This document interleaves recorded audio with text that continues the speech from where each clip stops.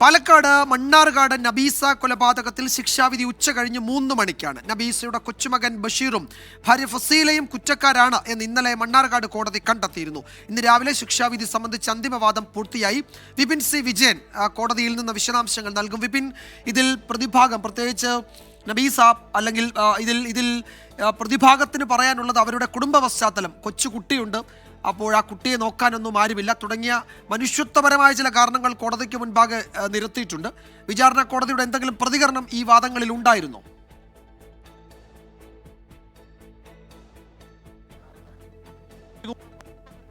മുൻപ് മനസാക്ഷിയെ ഞെട്ടിച്ച നബീസ വധക്കേസിൽ ഇന്ന് 3 മണിക്ക് കോടതി വിധി പറയും. മണ്ണാർക്കാട് SC/ST പ്രത്യേക കോടതിയാണ് വിധി പറയുക. ശിക്ഷാവിധി ഇപ്പോൾ ശിക്ഷാ വാദങ്ങൾക്ക് ശേഷം ആരംഭിച്ചിട്ടുണ്ട്. ഇന്ന് രാവിലെയായിരുന്നു വാദം ആരംഭിച്ചത്.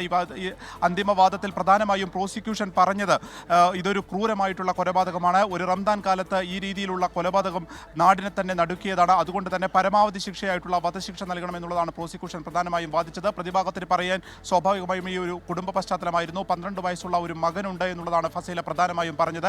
ഒപ്പം തന്നെ പോലീസ് ക്രൂരമായി മർദ്ദിച്ചു, താൻ ആശുപത്രിയിലായിരുന്നു, അതൊക്കെ കണക്കാക്കണം, അത് എന്തെങ്കിലുമൊക്കെ കോടതിയുടെ ഭാഗത്ത് നിന്ന് ചെയ്യണം എന്നുള്ളതായിരുന്നു ഫസീല പറഞ്ഞത്. ഫസീലയ്ക്ക് വേണ്ടി ഹാജരായിട്ടുള്ള പ്രതിഭാഗം അഭിഭാഷകനും പറഞ്ഞത് പരമാവധി ശിക്ഷ കുറയ്ക്കണം എന്നുള്ള കാര്യമാണ്. ഇതുകൂടി കണക്കിലെടുത്തായിരിക്കും ഇന്നിപ്പോൾ 3 മണിക്ക് ശിക്ഷ വിധിക്കുക.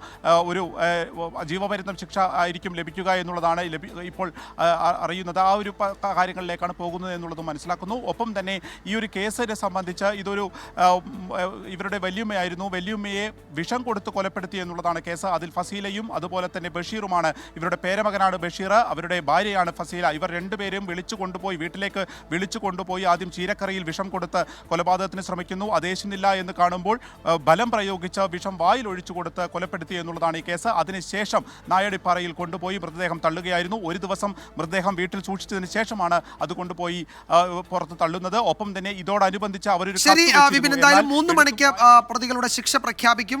ശിക്ഷയിന്മേലുള്ള വാദം വിചാരണ കോടതിയിൽ പൂർത്തിയായി. വിപിൻ സി വിജയനാണ് മണ്ണാർക്കാട് കോടതിയിൽ നിന്ന് വിവരങ്ങൾ നൽകിയത്.